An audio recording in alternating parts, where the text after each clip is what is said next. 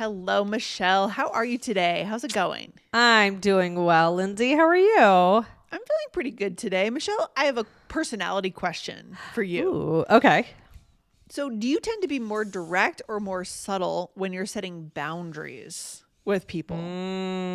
I think it depends who it is. Okay. Well, first of all, what does it mean setting boundaries? Saying what's listeners? okay and what's not okay. Like, for example, a boundary would be not having people just pop over to your house unannounced, right? Like, oh, you require a certain invitation or that someone asks or something like that. I think maybe it depends who it is. I think it's with somebody like close family, I might be more direct. People I don't know as well, more subtle. What do you think? Yeah, I think it also depends on the person's level of emotional intelligence and awareness.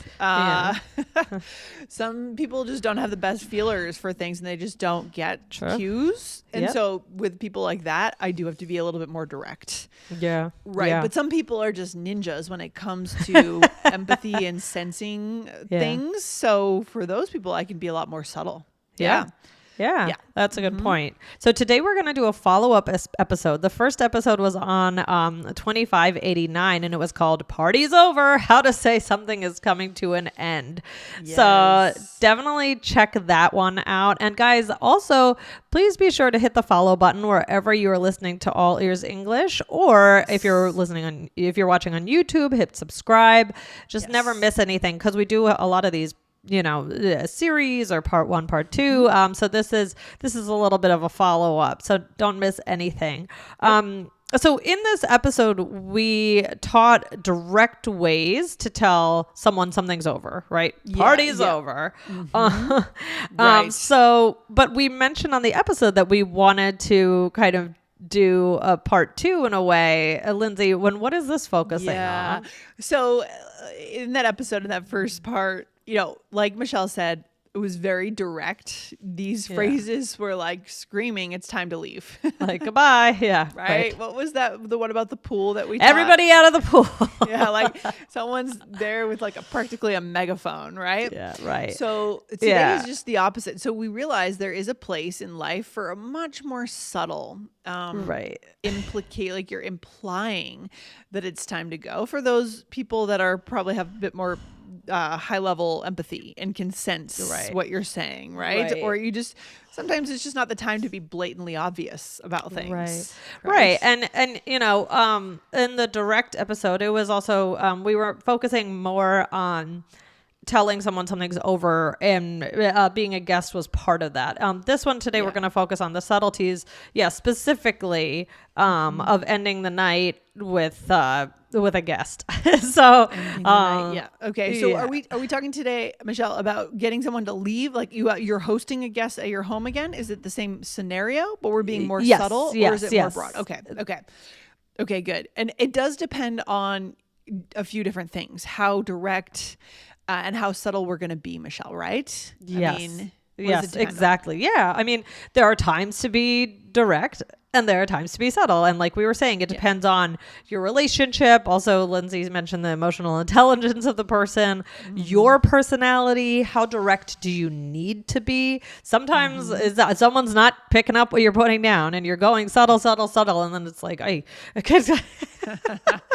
yeah, that's true. And some people have a very sarcastic relationship, so they can say things in a direct way. And people may or may not take them seriously, so they may need to be more subtle then. I don't know. Everyone's just really different in the way they do this. But we want you guys to be able to express your personality in English.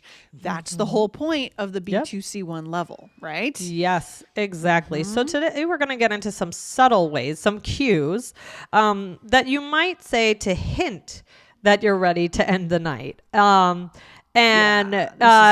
We're going to talk through all of these and why they may indicate it's time for someone to leave. And the truth is, I mean, I think many of us live in this place 90% of the time. I guess I do, Right. There are cues. And it's like a shared, I don't know, a language, but it's like a sub-language or something, isn't it? Kind of? Yeah. Actually, you know what? This makes me think of, so we had people over for the Super Bowl But they were all people with young kids. And so at the end of the night, after halftime, everyone was leaving. And we knew that, that would happen. And that's what we wanted because it's late, you know? And so I remember Dan said to the crowd as they were starting to leave, he said, "Oh, this was so great because I didn't have to, like, everybody already knew when it was time to leave. I didn't have to tell anyone. It was, we all funny. Yeah. So it was great. Like, you know, it would have been weird if somebody was just sitting, you know, waiting around and everybody else is leaving. You know, you have to pick up on these cues. You have to pick on that. Yeah. Like if there was a couple that didn't have kids and they were, you know, they stayed and they right. And we're starting to get ready for bed. And yeah. The Super Bowl is played very late on the East Coast. Yeah. And it's on a Sunday. So it's a school night. So, you know, you gotta get moving and all the kids start going crazy and it's time for everyone. Yeah. So I think our listeners are ready then. So these can happen at parties. These can happen. Oh, these can also happen at the end of phone calls. So I was on a phone call with a friend. I'm just scanning what we're going to teach our listeners on Friday. Or like we usually have like 2-hour long Zoom calls. My friend and my friend who lives she lives in Arkansas, and you know, but there, you can always tell the language of wrapping up is coming, right? Yeah. You might hear something like, "Oh, I'm so glad we did this," right? I'm so glad we did this. Let's do this again soon. Like these are cues. So what are some of the other cues? All right. So one is just, this is very subtle. Wow. What time is it? Yes. Wow. What time? That one's a little more, almost, I guess it's more subtle, but in some ways it's more direct. Right. Too. I know. It's interesting, right? Because it's like, you're not actually saying something, but it's also very clear. Like you're saying something. Right. I mean, like I know Dan had some friends over the other day and they actually all lost track of time. And so that can happen. And you're like, oh my gosh. It can happen. Yeah. For sure. And then I'm so glad we did this, right? Is what I mentioned earlier. And what's the key word there? Did, right? Right. So it's saying, oh, I'm already considering this to be in the past because you're leaving. Oh, yeah, you're saying it's in the past tense, right? So clearly, right. Instead of I'm so glad we're doing this, right? Is a little different sounding. You might hear that at the beginning of the gathering, right, or the middle, right? How's the rest of your week looking? So now we're looking ahead. So I'm unlikely to say that at the beginning of a gathering or a phone call, but at the end I might, right? Yeah, right. Or you must be tired from you must be tired from working all day or from all the exercise you did, or right. Yeah. So you're putting it on them. Yeah, for sure. Or you might just yawn. I mean, I do this sometimes when I am ready to leave somewhere or have someone leave. I don't fake a yawn. I don't know. No. It's hard. Faking a yawn is, there's hard. No way to fake a yawn without it being obvious. But you really say, why am I so tired? You know? Right. Exactly.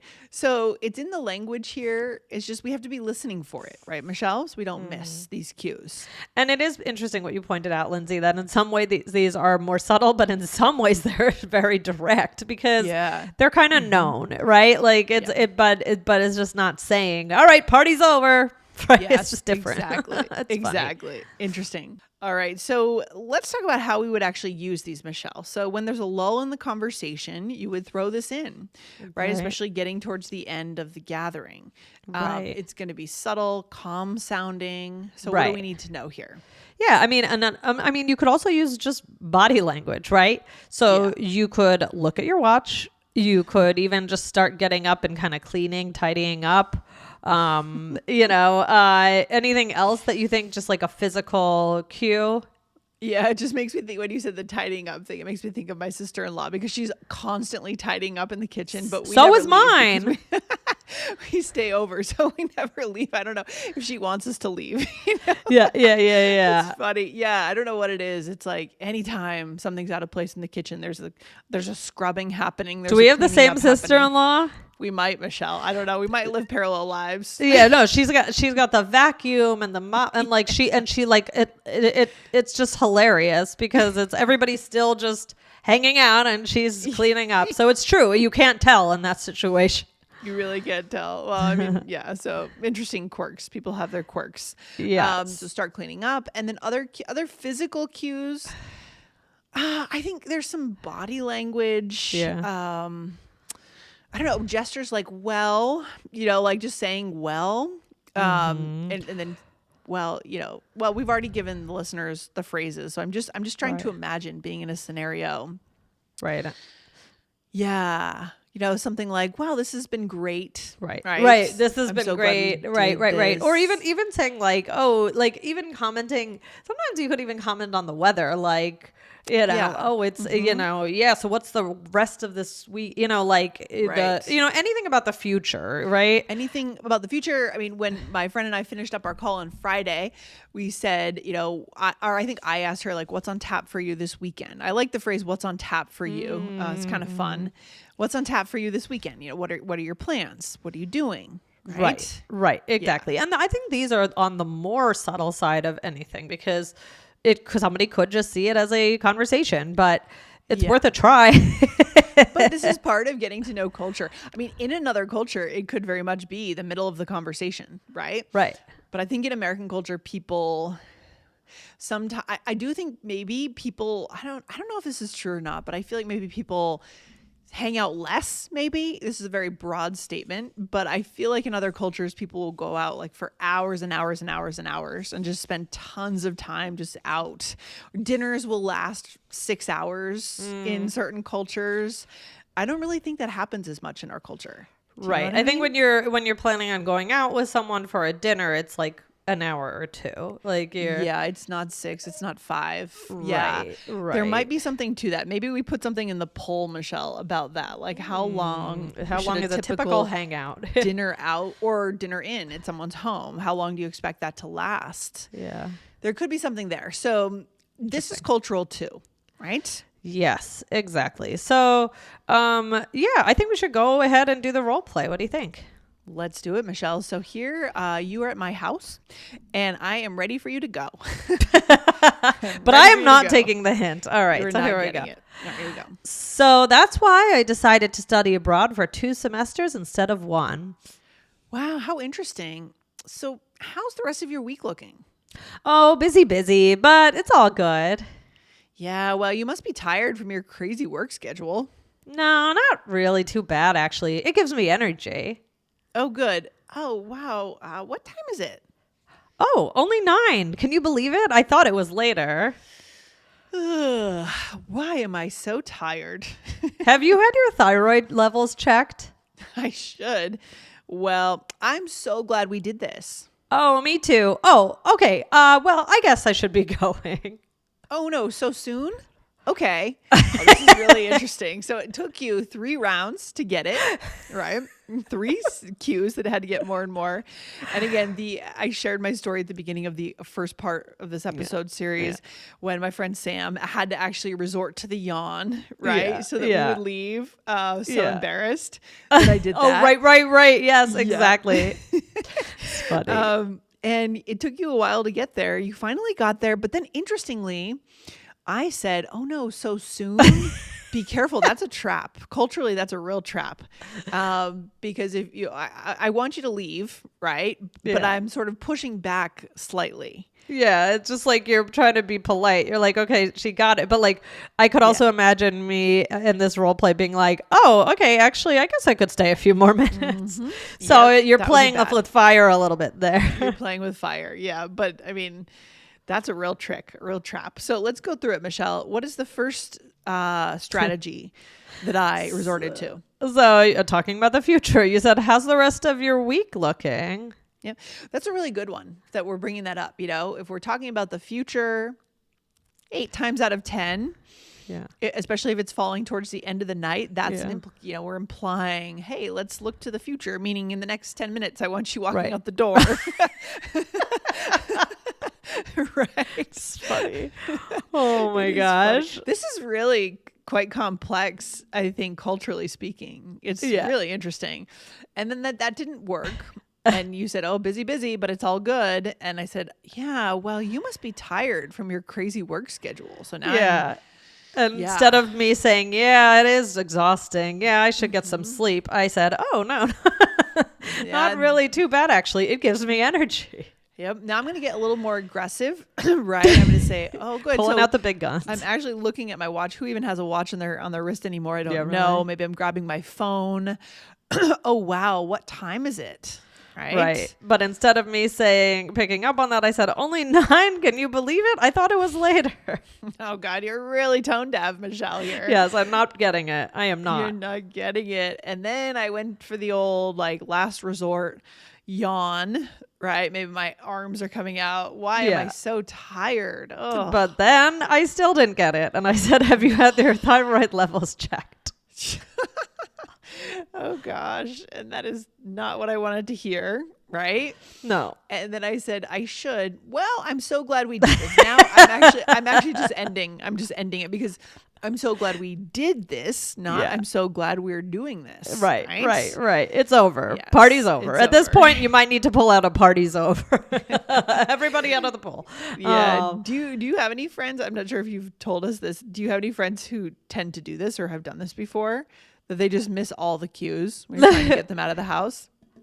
I don't think so. No, I think for the most, I'm trying to think. I think for the most part, people are pretty good about when they leave. But it has. I know my parents have talked about, with their friends, like, oh, they just were here for hours and hours, So I feel like it's I've probably had- more common if people have kids that they would pick up on the cues because Right. they're also thinking about their kids. They also getting need home, to bath leave. time. Yeah, right.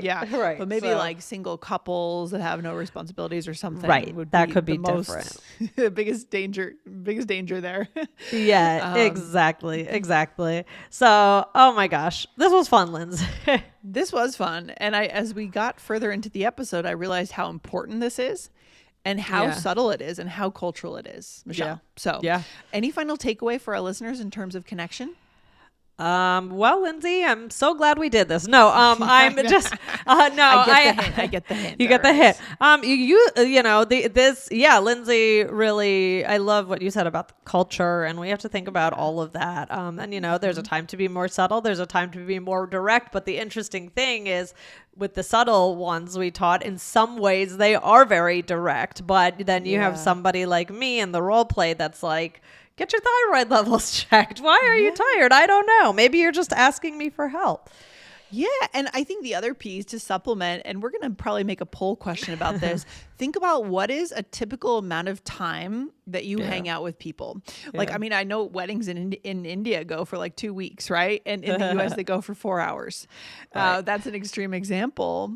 But my partner was just in Berlin last week, and I heard stories of people like spending a lot of time out together, more than we were used to, in the US. So is there like a difference there? Like what if someone invites you out for dinner or let's say over to your house, because you can control the timing more. How long do you expect that gathering to last? Yeah. I mean, for me, I would say probably max 3 hours, but I have a feeling some of our listeners might say 5 hours. We have 6 friends. hours. I mean, not to start a whole new episode, but we do have friends where like we end up spending the whole day together. It's like sometimes you do 2 meals. I mean, that's for like really close friends. So it can happen. Yeah. But it can happen. And if you're really close, like that's not a big deal, right? This is kind of like not your best friends, because it wouldn't be an issue. You would just say, hey, I got to go to bed. Yep. Exactly. And guys, remember to check out episode 2589. That's the more direct one. So don't forget to listen to that one as well. All right, we could go on and on, but Yeah, let's I get off know. the mic, Michelle. I hear you are dropping hints, so we're getting off. What time is it? Yeah. Okay. All right, we'll talk to you very soon, Michelle. Have a good day. All right. Bye.